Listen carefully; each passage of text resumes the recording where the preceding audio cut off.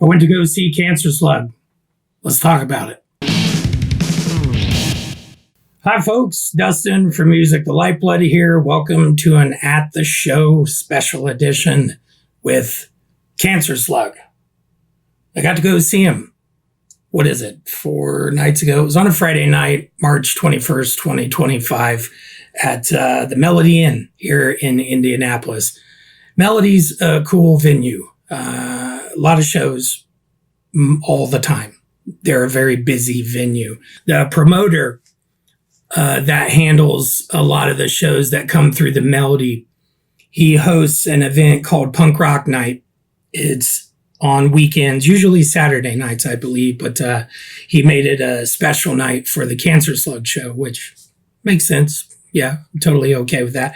But if you get an opportunity, go check out punkrocknight.com because they stream all of the shows that are at the Melody, and the Cancerslug show is up in the stream queue. So if you want to go check it out, you can see the entirety of the show.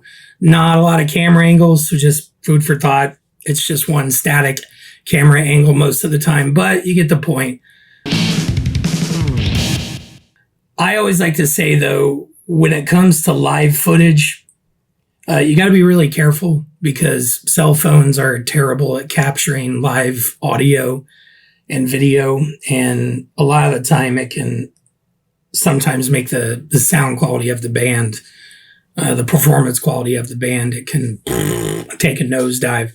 I'm not the type of person that is always on my phone when I'm at a show. I took one video of Cancerslug, the band, and what was it? I think it was Betrayed. It's a shorter song, but I mean, realistically, are Cancerslug songs really all that long?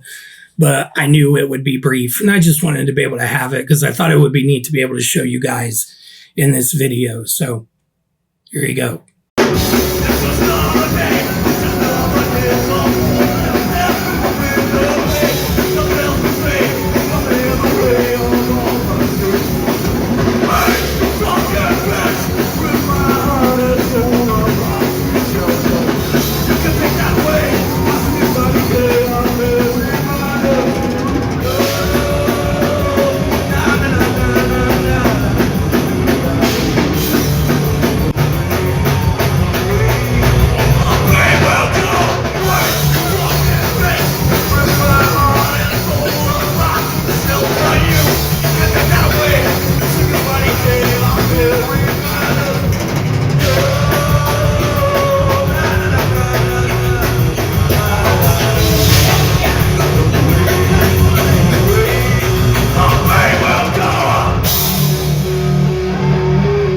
As far as the rest of the show, besides Cancerslug, there was a band called Pretty with the Lights Out. It's horror punk. It's just not my thing. I think from a genre standpoint, above and beyond the Misfits, obviously, and some notable, other bands like Calabrese. I think Calabrese is pretty consistently a good band, but as far as where they are in their creative arc, I don't know that I would call them a horror punk band anymore. They've moved sort of steadily towards death rock, in my opinion, but I think Calabrese is good.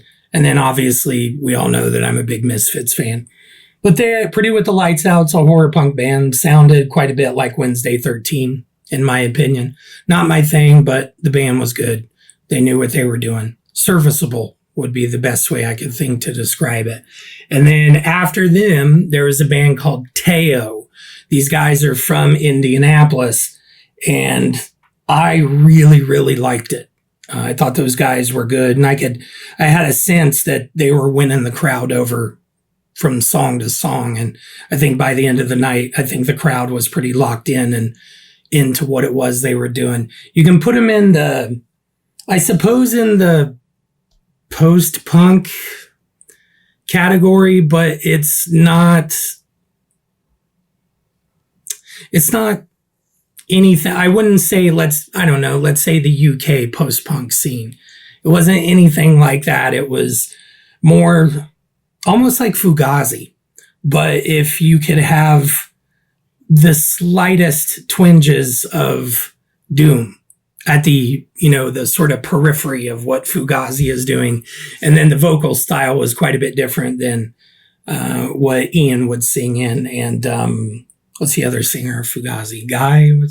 I'm blanking on his name, but not quite Fugazi in a vocal sense, but more spastic and sometimes high-pitched at points. But if you get an opportunity, go check out Teo. They're on Bandcamp. They've got a lot of stuff up. They have actually a pretty decently sized catalog behind them. I think they've formed somewhere in the vicinity of before 2020, 2017, 2018, 2019, somewhere in there, if I'm right. I only had an opportunity to sort of thumb through their discography on Bandcamp the other day, but their most recent album is killer. It's very, very good.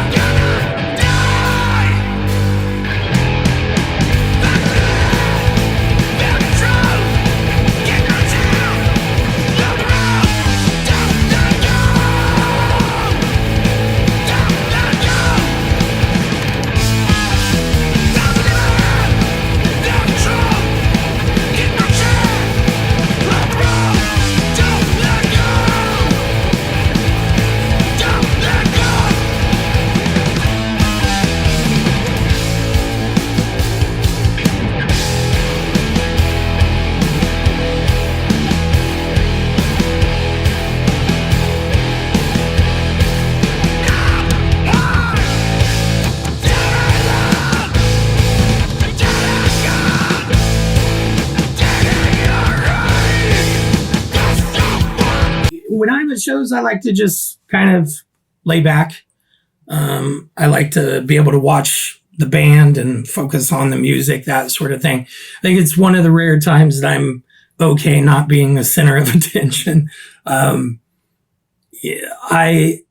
had a really good time just watching as far as the other people at the show goes. And I saw a handful of people that I know and went and chit-chatted with them, that sort of thing. But beyond that, like I said, I like to focus on what's going on with the show. And one thing I will say is that, number one, the people that usually frequent the Melody, and I would say the staff that runs the Melody Inn it's always a smooth vibe in that venue and with the staff. Staff's always been really nice. I don't think I've ever had a bad experience with anybody working there.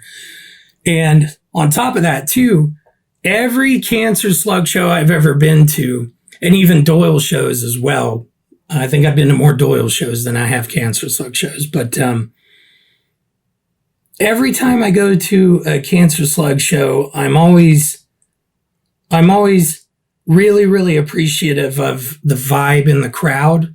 I think there's I don't want to say like togetherness, you know what I mean? Because I don't, but it's the only word that's popping in my mind. I think the people that are fans of Cancerslug, they tend to tilt in a way in the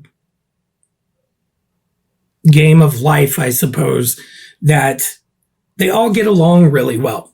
And you don't always get that at shows. I spent a lot of time playing shows in the late 90s and early 2000s. And, you would get mixed bills of bands and bands that it was odd, just an opener and a closer that was just an odd pairing. That happened quite a bit. And there was always a lot of times when I would be at shows and sometimes you would sense a little bit of friction out in the crowd as far as the group mixing. But I've never been to a Cancerslug or a Doyle show where that's been the case. I think a lot of that has to do with the slug called, obviously, from a fan community. Even though you probably have people in that crowd that like different things, that lead different kinds of lifestyles or vote different ways or whatever the case is, the slug cult always seems to be really welcoming to other Cancerslug fans. There's an openness in that sense that you don't have a lot of people just being a dick to the new guy or the new girl just for the sake of being a dick. I've never ran into that. I heard some of the chatter throughout the crowd and was listening to people talk to each other and stuff. And a lot of what I heard was just people talking about how excited they were to see the band and to just be there. And I heard a few people talking about that they had met Alex on a couple of occasions, just stuff like that. It was nice to hear the dialogue that was happening between people and everybody getting along in a way that we all knew that we just wanted to be there and we're excited about seeing the band. So that's a cool feeling. Like I said, you don't always get that. Now they arrived, I don't know, somewhere around 9 or 9:30 p.m. It sounded like they weren't in town prior. So my guess is they spent the day traveling. I think Louisville was the show the day before. They roll in sometime around 9 or 9:30, and I saw Luke, who's drumming for the band on this leg of dates. And I got to interact with Luke a little bit, talk to him, had a little bit of couple questions I asked him about what's going on with the next Doyle album, that sort of thing. And, he was super engaging, and he seems like he's a good dude, that was awesome to see. And then obviously we got Matt Saint playing bass on this leg as well. So it's not the usual Cassie and Jade backing up Alex. And number one, I don't want to make it sound like that I was glad that Cassie and Jade weren't there, because that's not the case. I adore the two of them. I love Jade as a drummer, especially in Cancerslug. She's fucking great. She's got quick feet too, which I think has interjected something a little different into the Cancerslug sonic palette. And Cassie, I've interviewed Cassie. I adore her. I think she's great. I think she's awesome. And she's really, really passionate about the band, which I think, whenever I interact with Cassie, I always get the feeling that Cancerslug is her favorite band. She's in her favorite band. So I think that's neat to see in the musicians, in the bands that we follow, that sort of thing. So anyway, not that I'm saying I was glad that Jade and Cassie weren't there, because I would have loved to see them too, but having Luke from Doyle filling in on drums and Matt Saint playing bass, it definitely added a different element as far as the live performance goes. Luke's a fucking hard hitter as far as drums go, and I think he's going to be great in Doyle. I think he's going to be amazing. And Matt, as a bass player, seemed like to me he was really focused on just kind of holding it down from a rhythm section standpoint. But what I really liked about seeing Matt perform was that he was so fucking committed to the performance. He was really, really dialed in, and you could see the enthusiasm and the sort of release of aggression that was occurring through the act of performing the set. And I always think that's neat when you get an opportunity to see a musician, even if it's a musician that you're not familiar with, commit to what they're doing on stage. I think it's always a real treasure to see that. And, for all intent and purposes, I think Matt appears to be a fucking hell of a bass player too. So, and he was working merch as well. So I went and bought some stuff from him once they got all the merch set up. He seemed like he was an awesome dude too. So, which cool. Had an old school punk rock feel to him, where that's that sort of punk rock thing that happens when punks get older and they settle into who they are, into their adult life and who they're going to be, for the rest of their life. Matt struck me as being really, really comfortable in his own skin, which I thought that's cool. It's neat to see when people feel genuine in that regard. But yeah, Matt and Luke killed it. And especially knowing that I think Indianapolis was the third night out of this road trip for him. So, and then I think Alex put up that, hey, heads up, Matt and Luke are going to be playing with me instead of Jade and Cassie for this run. Man, it wasn't that long before the first night. I think it could have been a matter of days. So they didn't have a whole hell of a lot of time to get all this shit committed to memory, but I couldn't tell. I couldn't see any major flubs on Luke or Matt's part where I felt like, oh, that was rough. That song was, ugh. Never felt like that. They felt dialed in and committed. And I could only imagine they're probably in the van on the way to all the shows. They're going over the song structures and stuff like that. I didn't ask them about it, but, I know what it's like to be in a band and on occasion have to learn something in a hurry. It can be super nerve wracking, but yeah, they did. Man, they held shit down really, really well. So kudos to them. Yeah, because they absolutely kicked ass the whole night. So they roll in sometime in between 9 and 10. I don't know when. I have no idea.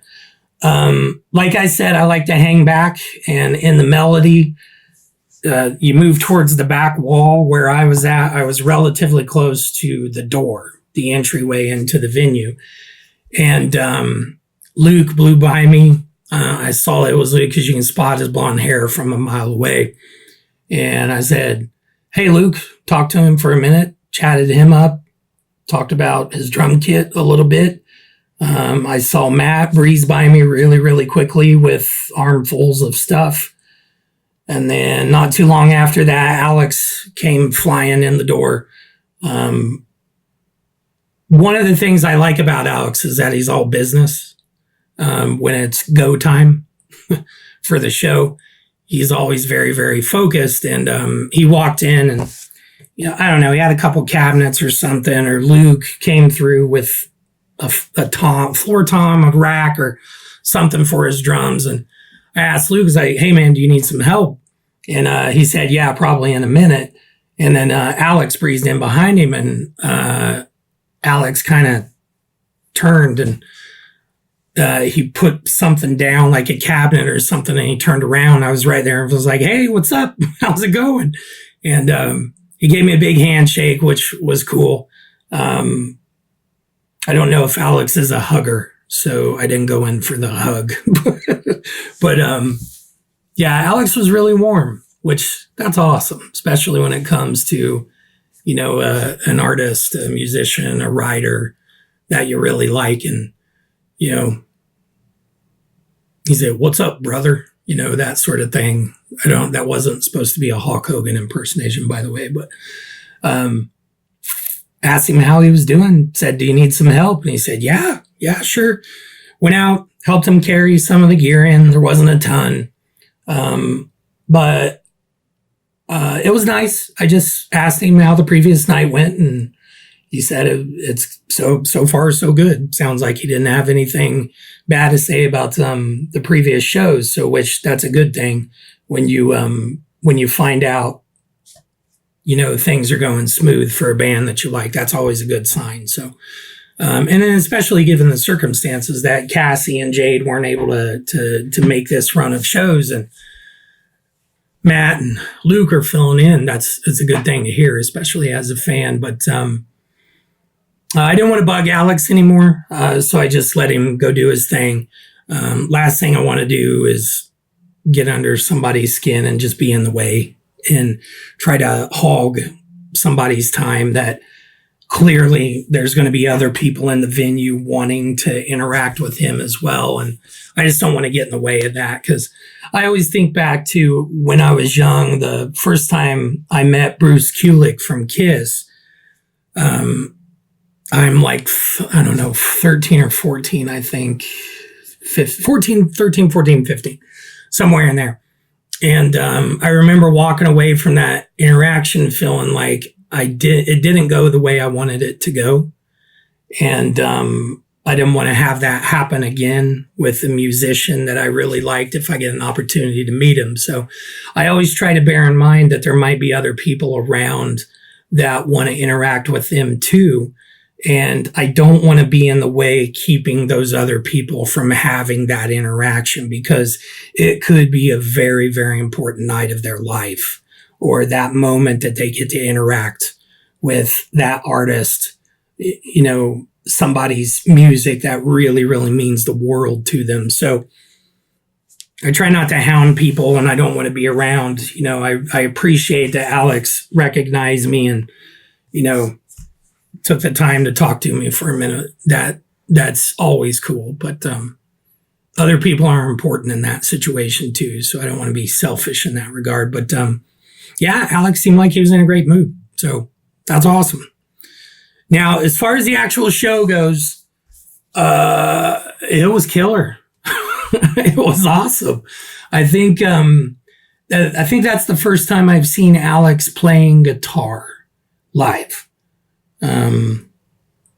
Yeah, pretty sure. Because I think the last time I saw him, it was when it wasn't too long after Seasons of Sickness here in Indianapolis. So I think it was when Jocelyn was still playing with the band. So Alex was just singing. And I remember that show really well because it was in the middle of winter and there was a winter storm. And Alex had said something at the beginning of the show that he was sick as hell. And you could tell he was. His voice was tore up. And I got sick a couple days after that too. And it sucked. So I don't know if I got the custom-made Alex Story strain of laryngitis, but I guess that's my ultimate Cancerslug keepsake was getting sick from Alex. So yeah, that's an awesome memory. But yeah, the show was great. They were tight as hell. Seeing Luke bring a little bit of a different kind of flair to the songs, because Luke's a different drummer than what Jade is, and even what Mike was too. They're all unique in that sense that, you know, I think Mike had a tendency, his left hand was a little busier, you know, where you get ghost notes out of his left hand a little more. I think Jade is, her feet are what really make her stand out to me. She's fast. And Luke, as far as the drummer goes, and I haven't seen him live with Doyle yet. I hope so. At some point I can get to go see him. But Luke is, he's a hard hitter. He reminds me of Brain from Primus. Brain was in Primus, like, I don't know, mid-late 90s to early 2000s before Tim, or what's his name? Tim came back and they had the other guy for a little while. But Brain's played with, like, his name's Brian Mantilla, but everybody calls him Brain. But he's played with Buckethead a bunch. And I think he did some time with Guns N' Roses when, like, Chinese Democracy during that whole fucking weird period of time. But Luke, to me, he's got that quick snap on his snare hand.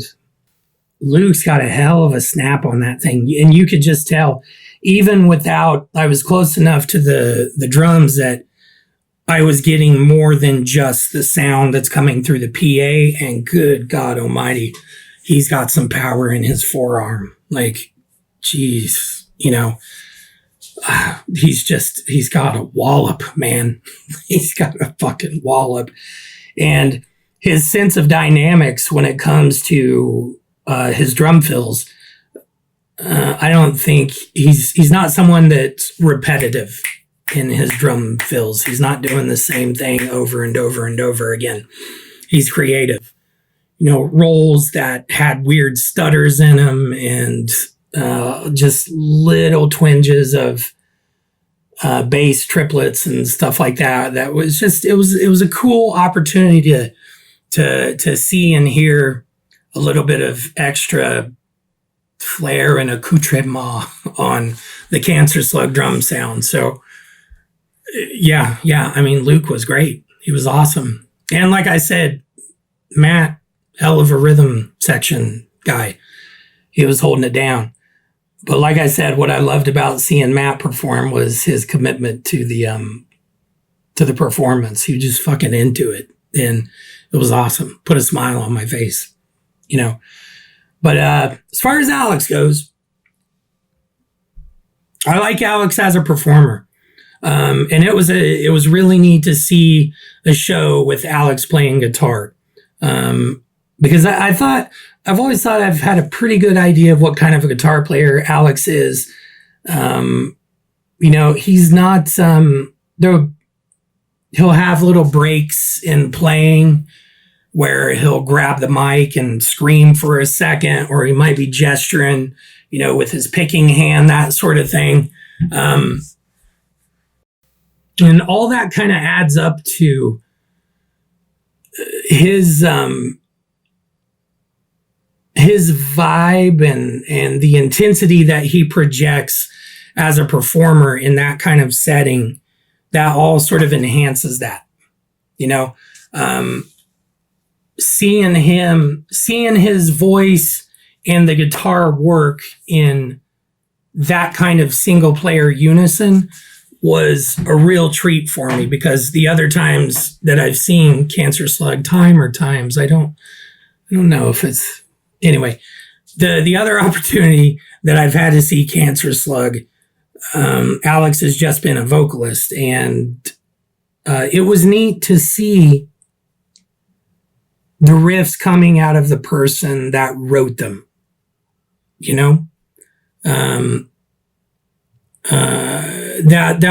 was different. It was a different experience versus when I've seen him just as a vocalist. And I think it added quite a bit of an element of intensity to his vocals too. So it's neat to see. It's almost like the guitar becomes another appendage of him. And it's neat to see his commitment to it and the way that he manipulates it. I thought of, as I was watching him play, I interviewed Johnny Kelly from Typo Negative and Danzig and all the other shit that Johnny does a while back. And we got to talking about Peter Steele a little bit. And Johnny brought up this time at a sound check that the tech had to check Peter's rig. And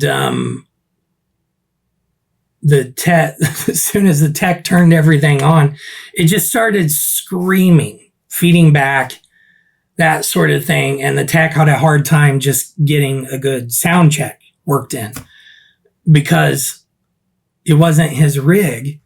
And then Johnny says, Peter steps up, grabs his bass, and immediately it stopped screaming because Peter knew how to hold it in relation to the cabinet, where to stand, where to put his hand over the strings if he needed to, how to tweak the volume or tone knob, just all that sort of stuff that made Peter sort of work in unison with his bass and his rig. I got to experience that with Alex in a live setting. And being able to just see how, as a performer, Alex blended with the machinery of the guitar and his amp rig, that sort of thing. It was just it was a really, really neat experience for me. I play guitar since I was young. I don't play as much as what I should now that I'm aging, but I get so focused on picking apart music that I don't play enough anymore, I probably should. Yeah, I should probably do something about that. But anyway, it was a really neat experience to see Alex play guitar. It gave me a little bit of insight into what kind of a player he is and how he might craft a guitar part in the studio, that sort of thing. So, yeah, that was really neat. And I carried a little bit of one of Alex's cabinets in his head for his rack, his stack, I guess, is what you would want to call it. He's using orange cabinets, and he had an orange head too, which, yeah, I don't blame him. The thing sounded fantastic. And like I said, I was close enough to the stage to be able to hear Luke's raw drum sound with the PA mixed in, but I could zoom in with my ears and hear what his actual drums sounded like. And the same thing with Alex. I was in a really good spot as far as the room goes, that I was getting quite a bit of punch from Alex's actual amp. And you can tell that thing was moving a lot of air, which Orange has a good reputation for being durable and powerful in a live setting. So yeah, I don't fucking blame him for having an Orange rig. I had 2 cabinets. For the gear heads, I don't know what size the speakers were in it. I don't know if it had a sub and like 2 12s, but there were 2 cabinets. But I don't think the top cabinet I don't think it was like a 410 or anything. I think it could have been like a combo too. But I don't know. I should have snapped a picture of his amp, but again, I didn't want to be in his way and, being annoying, that sort of thing. But next time I go see him, if he's still using it, I'll try to make sure I do. Or I don't know, maybe I'll look through, see if I can find a picture of it somewhere. But yeah, his rig sounded great too. And Matt had I'm pretty sure he had a stack as well. And I saw him or Alex carry a wedge monitor, I think, over there by where Matt was. And I'm assuming he was probably had a little bit of Alex's guitar and vocals mixed in there. But yeah, it's fun to talk gear sometimes, because I don't always get to do it very much. But yeah, I like the gear stuff. Which, speaking of, I think Alex's guitar was a Gibson. I could see that, and it was a Les Paul body, but I don't know if it was an arch top or, yeah, I couldn't tell from where I was.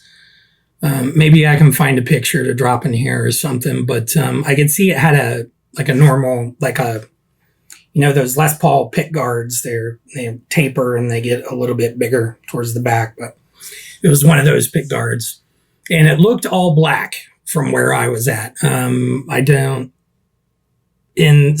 a little bit of the lights in the venue, the color was kind of weird a couple times, but it appeared to be black to me, which, cool. That makes sense for Alex. Now, as far as the set goes, good set, good choices. It was a nice smattering of the greater Cancerslug catalog. There was a lot from, different periods and different albums, that sort of thing. I don't want to tell you guys the set list in the order that they played it, because I don't want to ruin it for you guys. But so I guess spoiler here.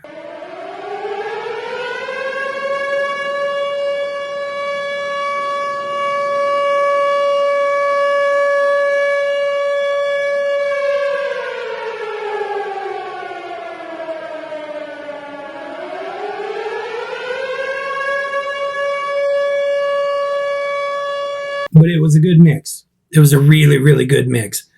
I remember hearing Nora.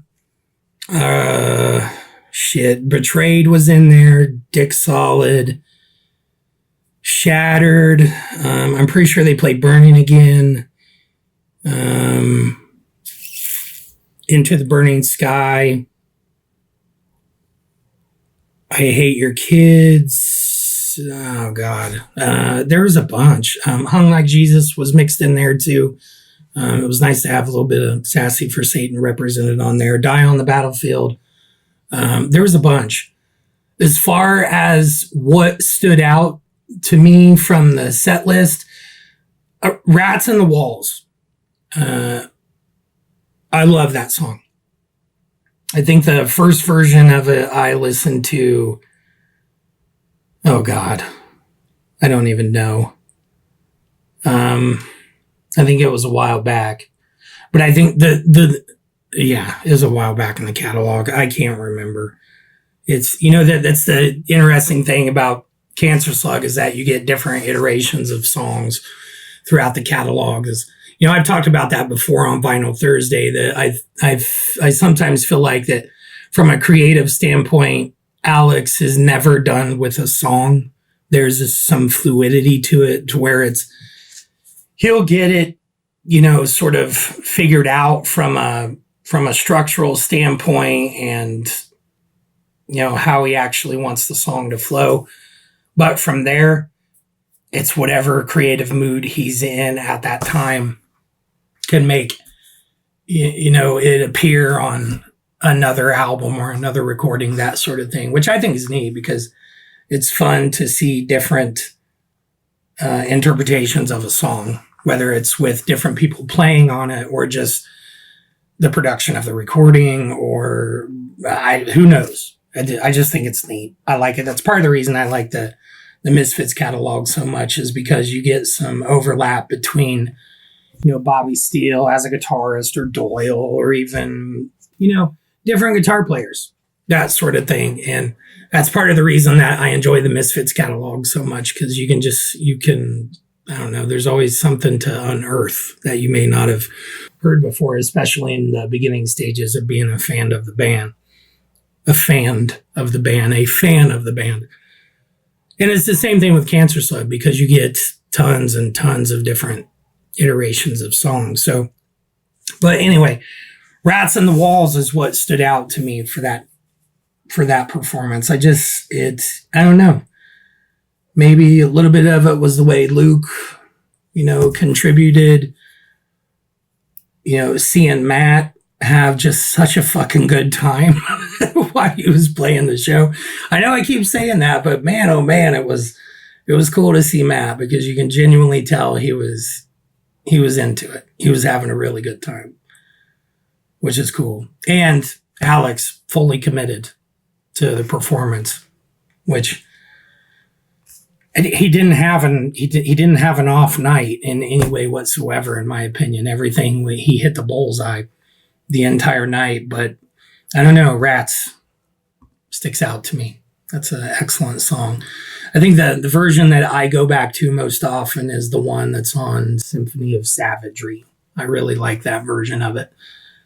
The bass, there's some heaviness to the way that Cassie played the bass on that recording. So yeah, Rats sticks out. Yeah, big time.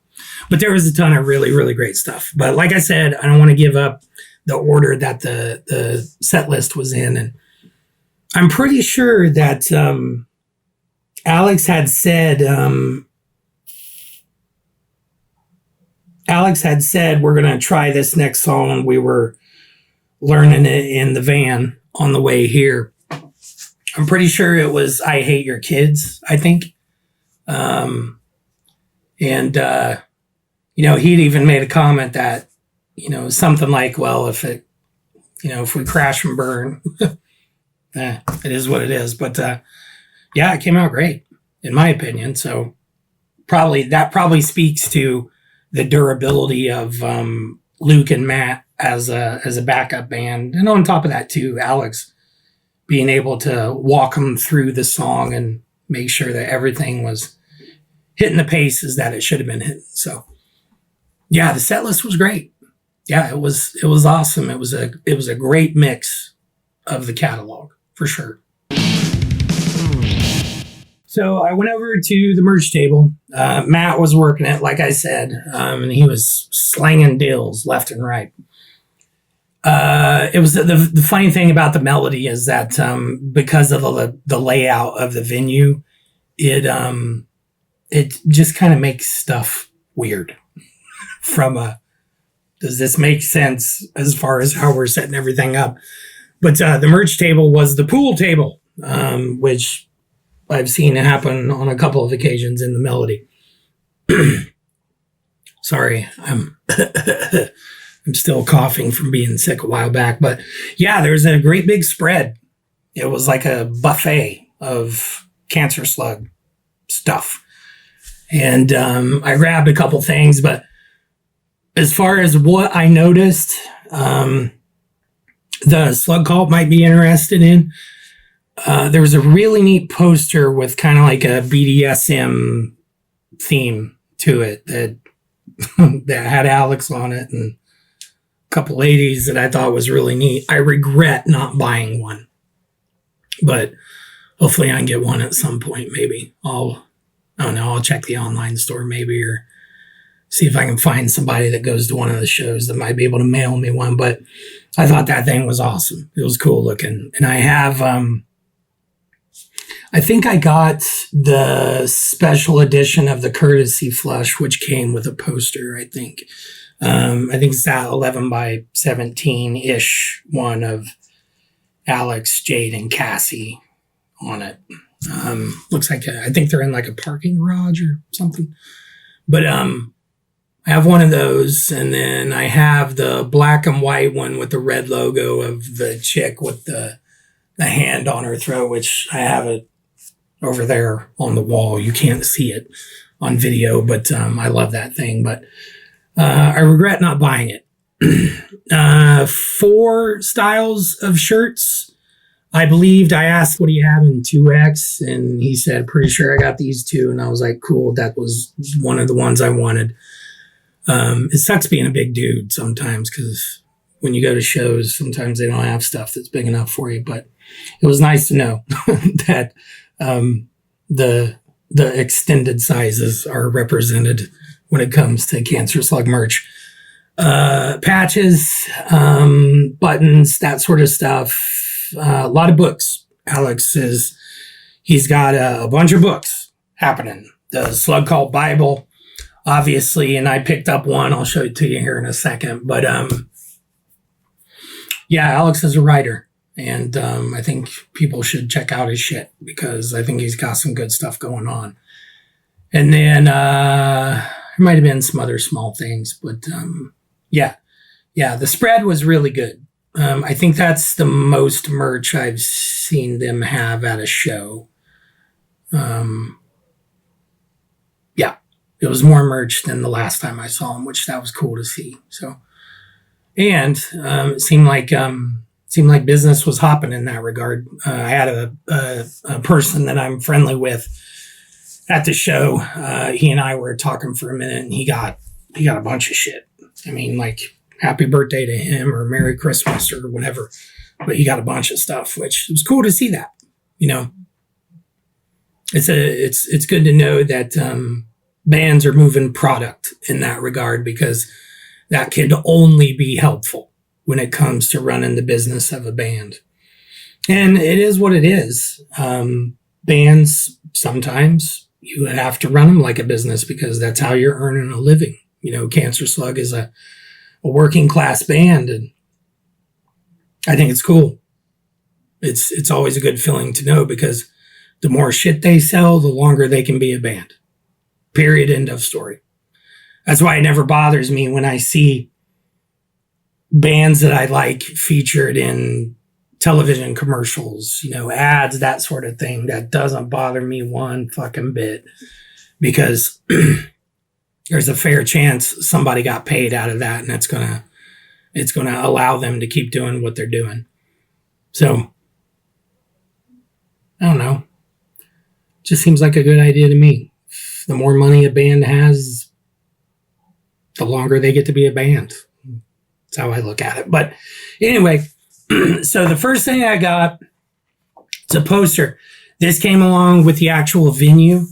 When I was paying for my tickets for the show, which I think $12 before the show, and I can't remember what they were at the door, but I made sure I got my ticket ahead of time. But there was an option to, do you want to buy a poster of the show with your ticket? And turns out the promoter, the guy that hosts a lot of the shows at Melody, he's the guy that does the punk rock night, the monthly thing I was talking about. Apparently he's got a means of printing stuff. He had said something about, because I asked the bartender, I was like, hey, where's the promoter? She's like, he's over there. Cool. Went and talked to him. I said, hey man, I got a couple of the posters. Where do I get them? And he said, oh, they're next door. And we walked out of the venue and we went down like a couple doors down from the venue. And he went in for a minute and came back out with the posters. I was like, where the hell? Why?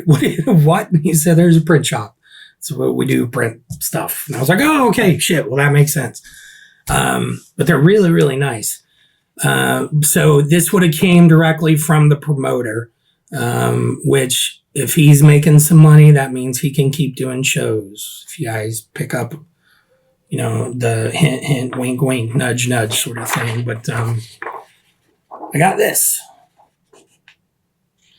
Now, this is interesting because it's got Jade and Cassie on it, and, they weren't the ones that actually played the show. So it's got a cool story behind it. So it's, I don't know. Suppose, I don't think you ought to count it as a variant or anything, but there were a lot of digital flyers for the show that I saw floating around. That's one of the things that I always feel like would be great for, Alex to capitalize on, is actually printing flyers for the shows and selling them in the online store, because I think there's a ton of Slug Cult members and hardcore fans that would be totally into having a flyer from whatever show, that sort of thing. But yeah, pretty neat. It's cool. Print job was really good. So like I said, punkrocknight.com. If you're ever in Indianapolis, you should definitely go to swing by the Melody. Go check it out. I got two, by the way. One for my buddy Richard, who is all the way over in ye old England. He had I put a post in the Slug Cult group that, hey, heads up, there's a poster with this if you buy tickets. And he had chimed in. I was like, oh, I want one. I was like, dude, I already got you one. I got you covered. So it's cool to make little connections like that. Because the reason I've had all the interactions with him I've had is because I had done a Cancerslug episode of Vinyl Thursday way back, and he had caught wind of it and started following the podcast and the YouTube channel, that sort of thing. So it's cool. It's neat when you can meet other fans. That's super duper cool. So, I don't know. I just think the sense of community, I guess, is what I always have an appreciation for. I think you don't always get that with bands. There's some fan bases, that are just, they don't always, it's not always friendly, I guess, or there's no sense of, what would you call it? Community, I guess.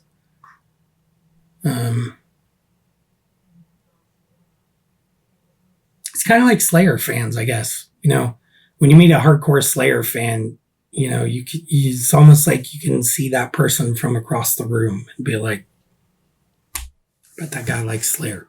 Release the Slayer fans.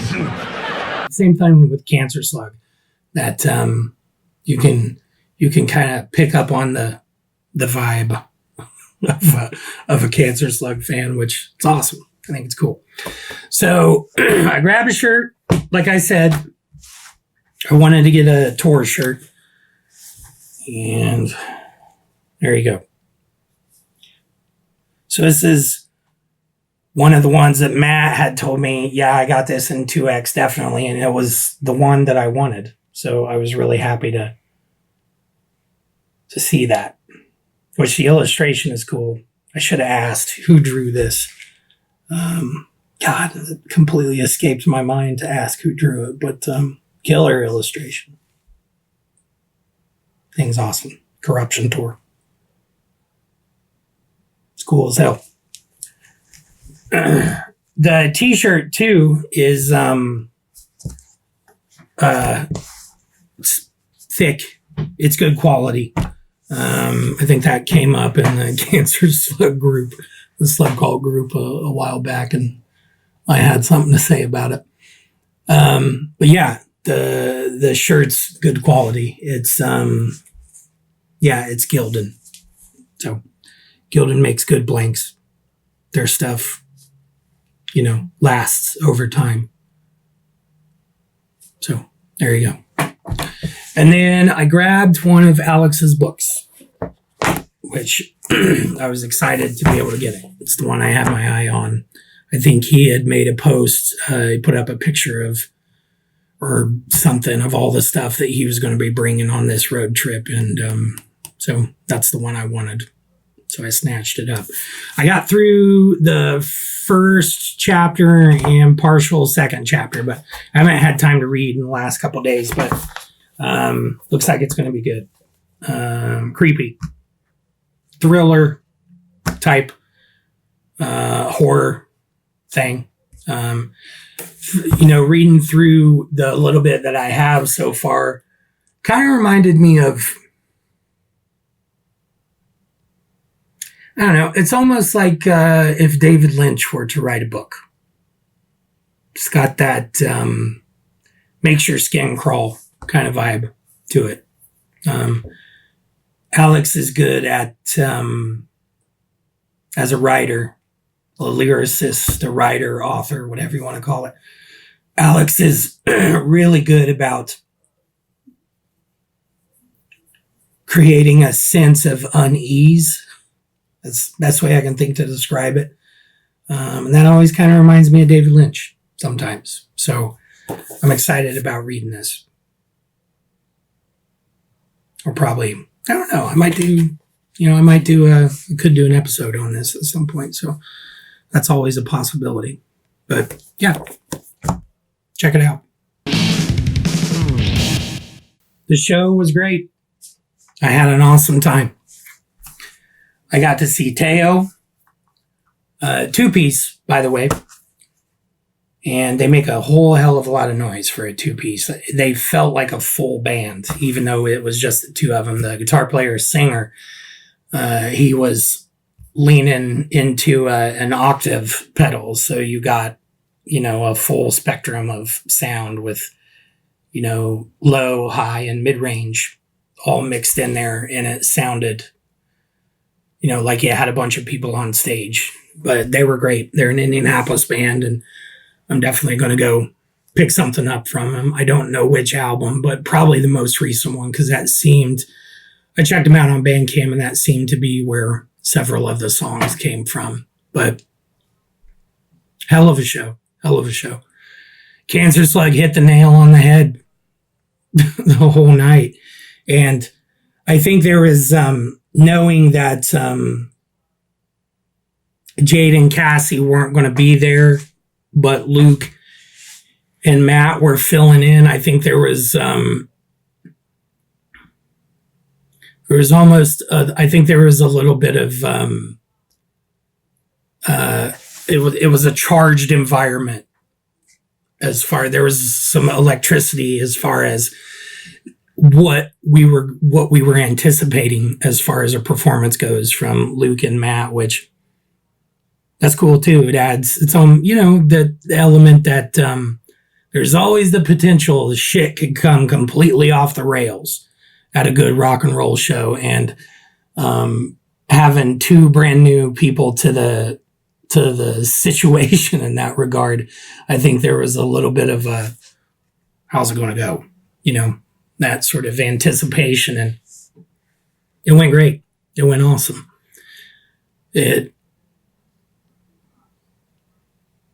For me, it was a, let's say,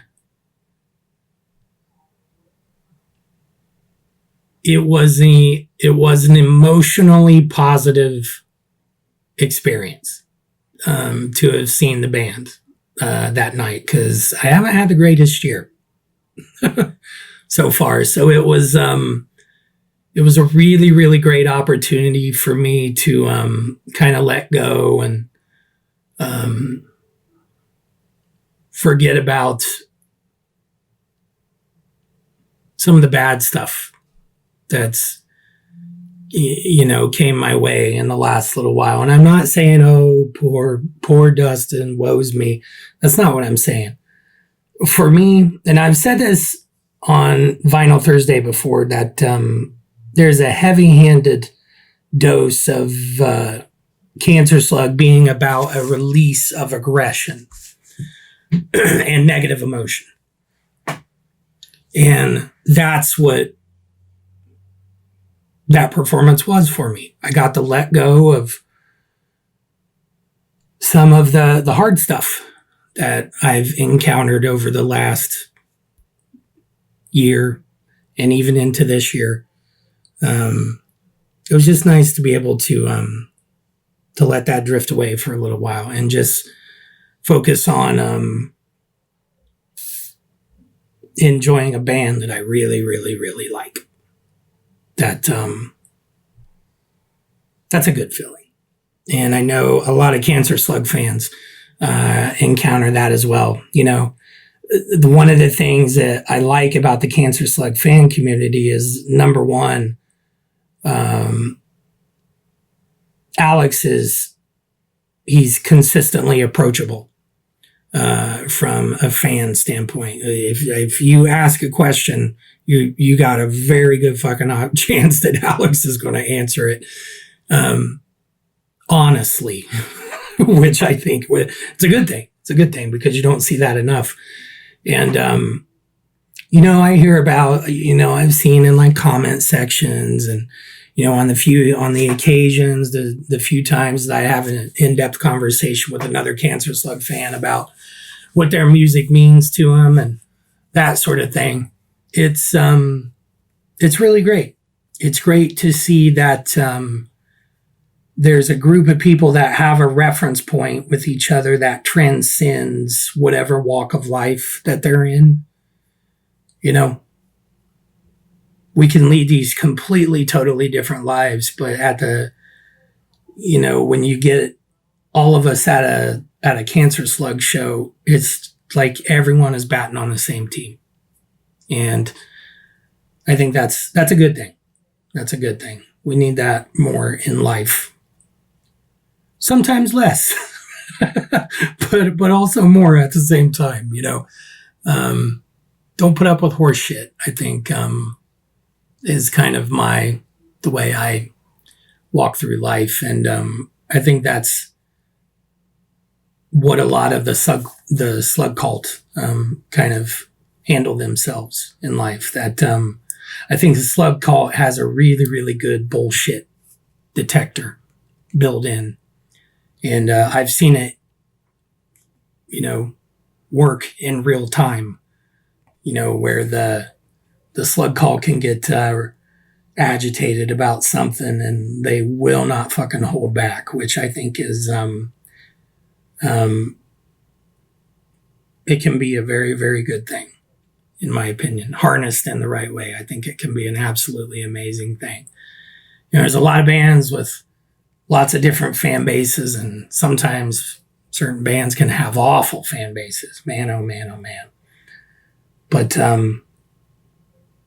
Cancerslug's got a good fan base. So besides seeing the band play, I think that was my favorite part of the show.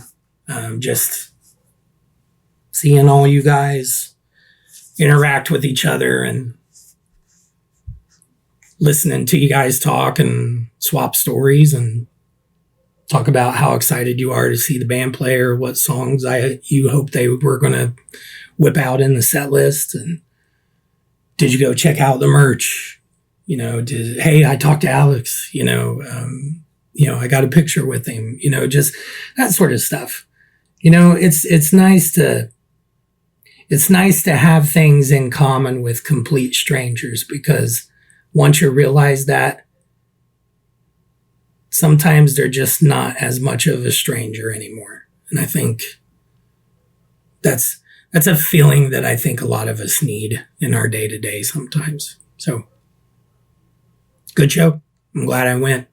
I'm hoping if you guys get an opportunity to see him out on this road trip, do it.